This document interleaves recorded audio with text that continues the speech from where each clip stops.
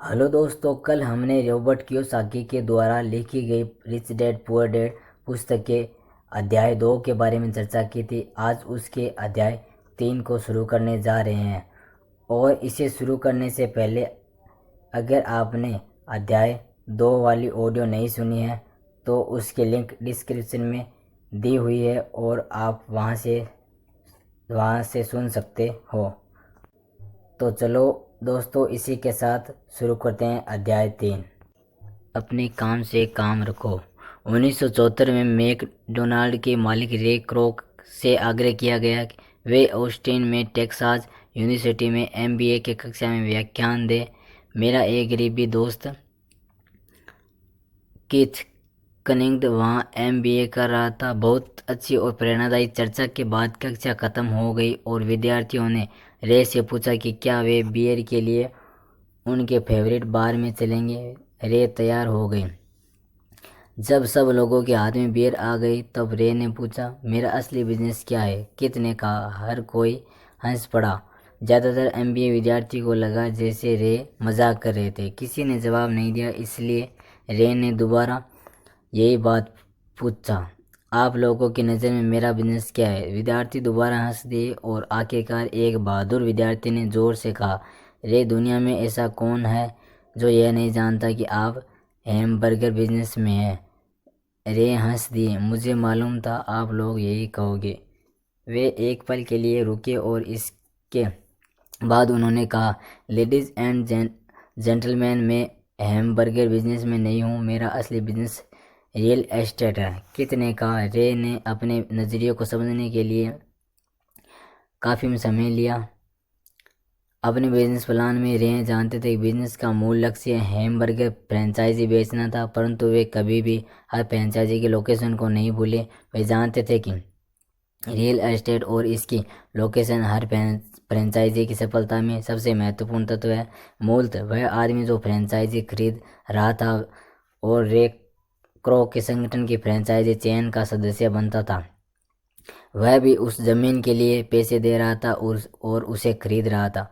आज मैकडोनाल्ड दुनिया में रियल एस्टेट का सबसे बड़ा अकेला मालिक है, जिसके पास कैथोलिक चर्च से भी ज़्यादा रियल एस्टेट है। आज में के पास अमेरिका और दुनिया के दूसरे देशों में सबसे कीमती चौराहे और नुक्कड़ है। कित ने कहा, यह उसकी ज़िंदगी का बहुत बड़ा सबक था। आज कित के पास कार धोने का बिजनेस है, परंतु उसका असली बिजनेस है कार धोने के गैरेज के नीचे का रियल एस्टेट। पिछले अध्याय के अंत में हमने यह बताया था कि ज़्यादातर लोग दूसरों के लिए काम करते हैं, बस अपने लिए काम नहीं करते। वे पहले तो कंपनी के मालिकों के लिए काम करते हैं, फिर टैक्स के कारण सरकार के लिए काम करते हैं और आखिरकार बैंक के लिए काम करते हैं जो उनके मॉर्टगेज का मालिक होता है। जब हम छोटे थे वे हमारे आसपास मैकडोनाल्ड का कोई फ्रेंचाइजी आउटलेट नहीं था, परंतु मेरे अम्मी डैडी ने माइक और मुझे वही सबक सिखा दिया था जो टेक्सास यूनिवर्सिटी में रे क्रोक ने सिखाया था। वह अमीरों का रहस्य नंबर 3 है। रहस्य है, अपने काम से काम रखो। लोगों की ज़िंदगी में पैसे की तंगी इसलिए आती है क्योंकि वे अपनी सारी ज़िंदगी दूसरों के लिए काम करते रहते हैं। कई लोगों के पास तो ज़िंदगी भर काम करने के बाद भी अपने लिए कुछ नहीं बच पाता। एक बार फिर चित्र 1000 शब्दों के बराबर है। यहाँ एक इनकम स्टेटमेंट बैलेंस शीट का चित्र दिया गया है जो रे क्रोक का सलाह का सबसे अच्छा उदाहरण है। हमारी वर्तमान शिक्षा पद्धति आज के युवाओं में अकादमिक कुशलता विकसित कर उन्हें अच्छी नौकरियां दिलाने के लिए तैयार करती है। उनकी ज़िंदगी उनकी तनख्वाह के चारों तरफ घूमती है, या जैसा पहले बताया जा चुका है, उनकी आमदनी वाले कॉलम के चारों तरफ। और ज़्यादा अकादमिक कुशलताओं को विकसित करने के बाद वे अपनी व्यावसायिक योग्यताओं को बढ़ाने के लिए और ऊंची शिक्षा हासिल करते हैं। वे इंजीनियर, वैज्ञानिक, रसोई, पुलिस अफसर, कलाकार, लेखक इत्यादि बनने के लिए पढ़ाई करते हैं। उनकी व्यावसायिक योग्यताएं उन्हें काम करने और पैसे कमाने का मौका देती है, परंतु ध्यान रहे वे पैसे के लिए काम करते हैं। आपके प्रोफेशन और आपके बिजनेस में बहुत बड़ा अंतर है। मैं अक्सर लोगों से पूछता हूँ, आपका बिजनेस क्या है? और वे कहते हैं, मैं एक बैंकर हूँ। फिर मैं उनसे पूछता हूँ, क्या वे बैंक के मालिक हैं? और सामान्यतः उनका जवाब होता है, नहीं, मैं वहाँ काम करता हूँ। इस तरह उन्होंने अपने प्रोफेशन और अपने बिजनेस को एक ही समझ लिया है। उनका प्रोफेशन एक बैंकर का हो सकता है, परंतु उनका अपना बिजनेस कुछ भी नहीं है। वे क्रोक आने प्रोफेशन और अपने बिजनेस के बीच के अंतर को बहुत अच्छी तरह जानते थे। उनका प्रोफेशन हमेशा वही था जो एक सेल्समैन थे। एक समय वे मिल्क शेक के लिए मिक्सर बेचते थे और कुछ ही समय बाद वे हैमबर्गर फ्रेंचाइजी बेचने लगे। हालांकि उनका प्रोफेशन हैमबर्गर फ्रेंचाइजी बेचने का था, परंतु उनका बिजनेस आय दिलाने वाले रियल एस्टेट को इकट्ठा करना था। स्कूल के साथ एक समस्या यह है कि आप जो विषय पढ़ते हैं आप वही बन जाते हैं। उदाहरण के लिए, अगर आप कुकिंग का अध्ययन करते हैं तो आप शौक शेफ बन जाते हैं। अगर आप कानून का अध्ययन करते हैं तो आप वकील बन जाते हैं, और अगर आप ऑटो मैकेनिक का अध्ययन करते हैं तो आप मैकेनिक बन जाते हैं। जो बड़ा वही बन जाने में गलती यहाँ होती है कि लोग अपने काम से काम रखना भूल जाते हैं। वे अपना सारा जीवन दूसरों के काम पर ध्यान देने में लगा देते हैं और इस तरह उसको अमीर बनाते हैं। आर्थिक रूप से सुरक्षित बनने के लिए किसी आदमी को अपने काम से काम रखने की ज़रूरत है। आपका बिजनेस आपके संपत्ति वाले कॉलम के चारों तरफ घूमता है, जो आपकी आमदनी वाले कॉलम के विपरीत होता है। जैसा पहले बताया जा चुका है, नंबर 1 नियम यह जानता है कि संपत्ति और दायित्व के बीच अंतर होता है और इसलिए हमें संपत्ति ही खरीदनी चाहिए। अमीर लोग अपने संपत्ति वाले कॉलम पर ध्यान देते हैं, जबकि बाकी सभी लोग अपने इनकम स्टेटमेंट पर ध्यान देते हैं। इसलिए हमें यह बहुत सुनने में आता है कि मुझे ज़्यादा तनख्वाह की ज़रूरत है, काश कि मुझे प्रमोशन मिल जाए। मैं एक बार फिर स्कूल जाकर कुछ और प्रशिक्षण लेने वाला हूँ ताकि मैं बेहतर नौकरी पा सकूँ। मैं ओवरटाइम करने वाला हूँ, शायद मुझे कोई पार्ट टाइम काम मिल जाए। मैं 2 सप्ताह में नौकरी छोड़ रहा हूँ, मुझे एक नई नौकरी मिल गई है जिसमें तनख्वाह ज़्यादा है। कई समूहों में यह समझदारी की विचार है, परंतु अगर आप रे क्रोक की बात समझ लेते हैं तो ऐसा करके आप अपने काम से काम नहीं रख रहे हैं।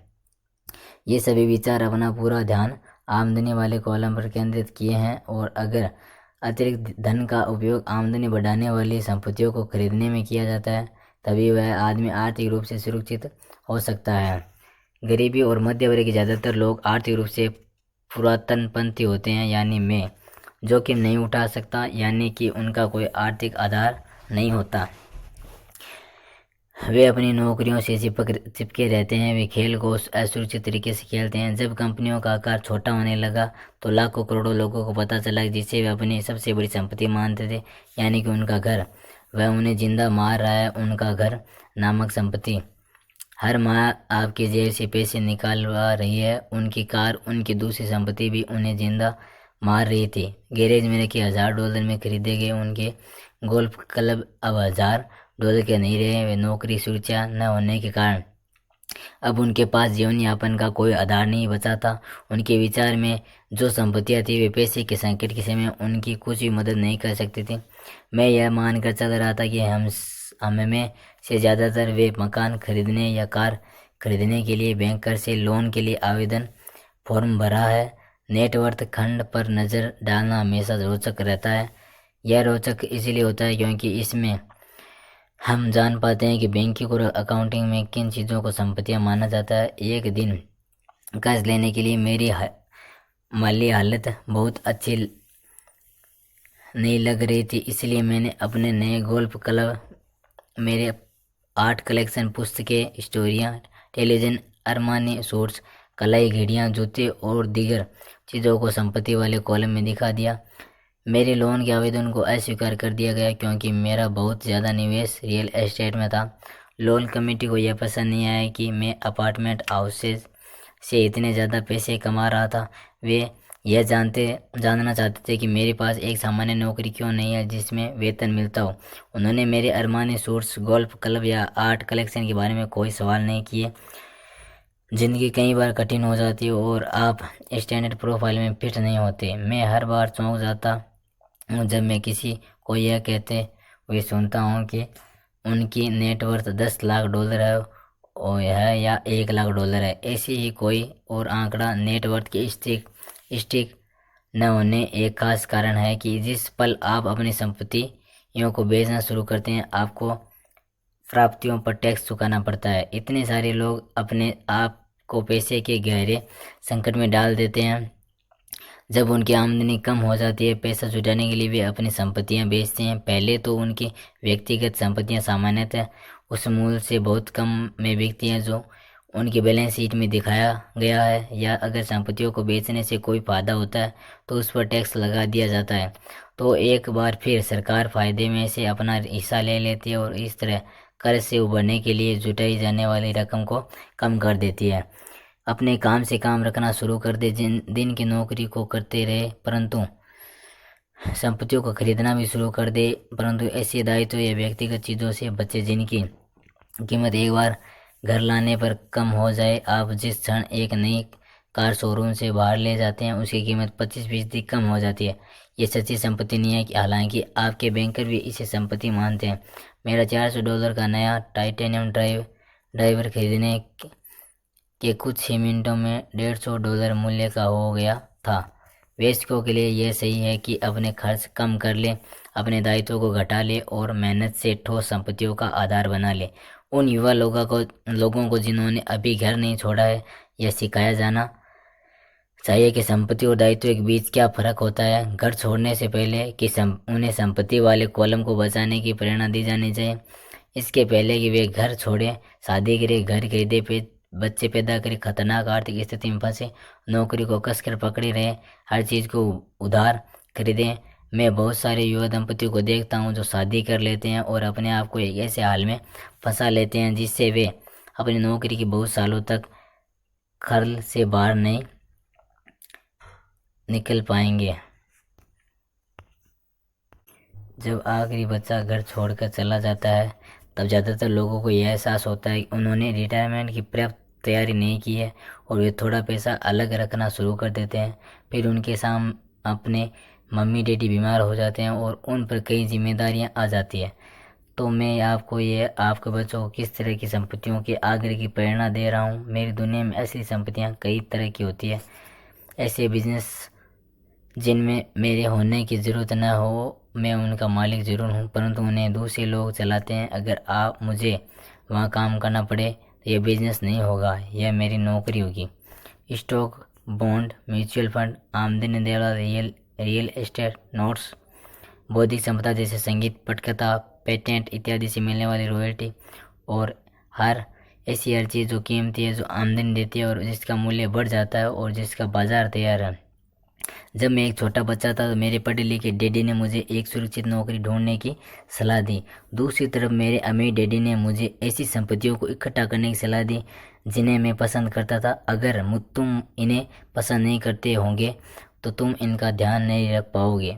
मैं रियल एस्टेट इसलिए इकट्ठा करता हूँ क्योंकि मुझे इमारतों और ज़मीन से प्यार है।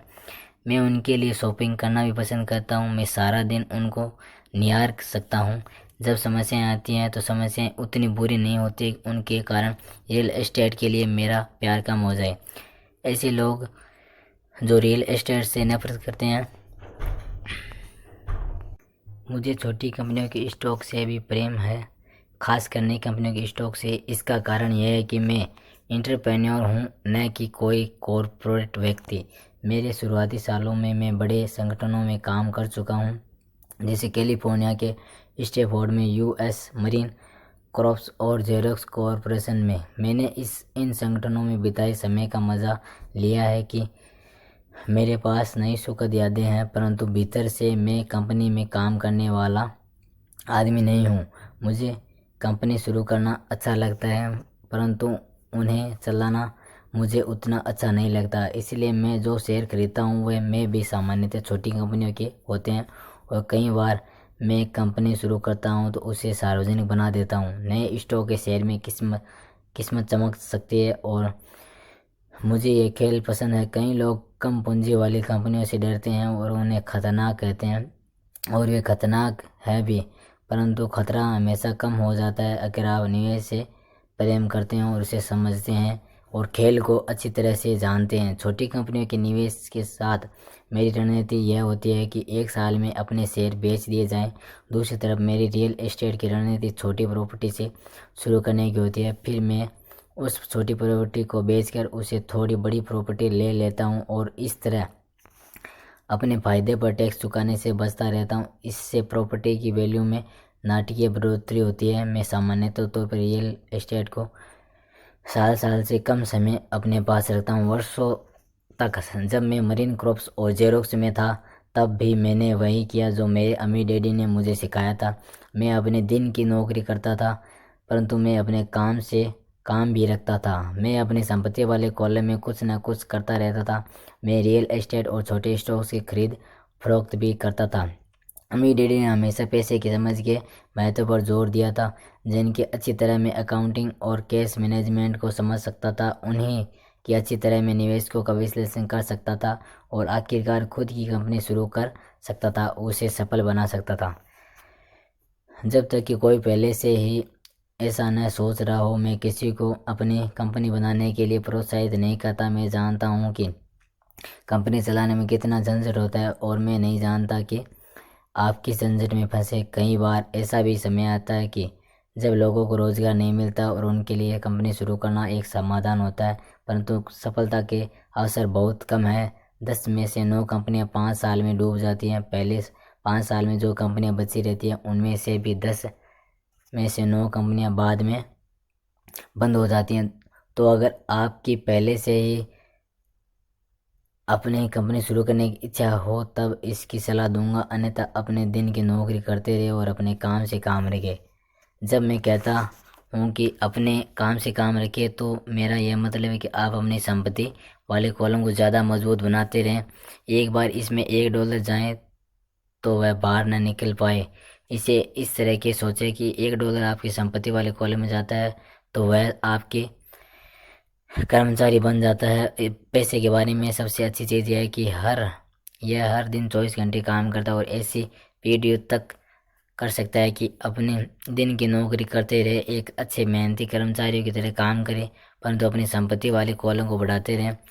जब आपका कैश फ्लो बढ़ता है तब आप कुछ विलासिता की चीज़ें खरीद सकते हैं। इस बारे में एक महत्वपूर्ण तथ्य यह है कि अमीर लोग विलासिता की चीज़ें सबसे बाद में खरीदते हैं, जबकि गरीब और मध्यवर्गीय लोग विलासिता की चीज़ें सबसे पहले खरीदते हैं।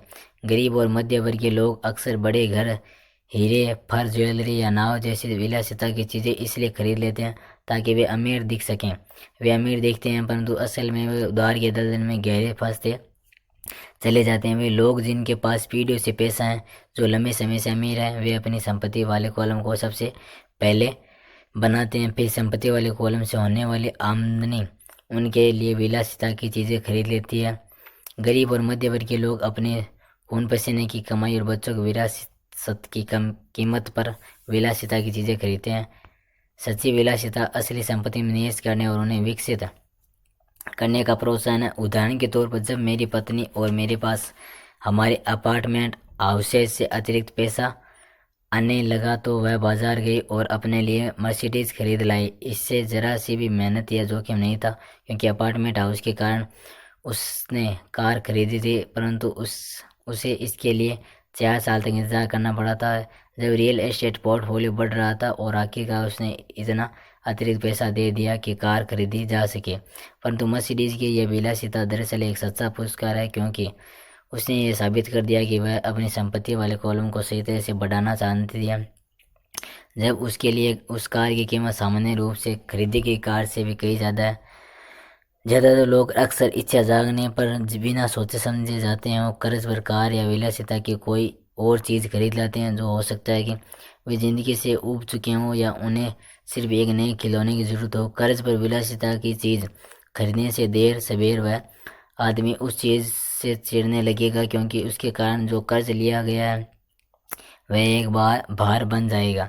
एक बार आप अपने बिजनेस को बनाने, उसमें निवेश करने का समय निकाल लेते हैं तो आप फिर उसमें जादू की झड़ी घुमा सकते हैं। जो अमीरों का सबसे बड़ा रहस्य है, यह रहस्य अमीरों को भीड़ में सबसे आगे रखता है। अपने काम से काम रखने का इनाम जो आपको उस राह पर चलने के लिए मिलता है जिस पर अमीर लोग चलते हैं। Thanks for watching and have a nice day.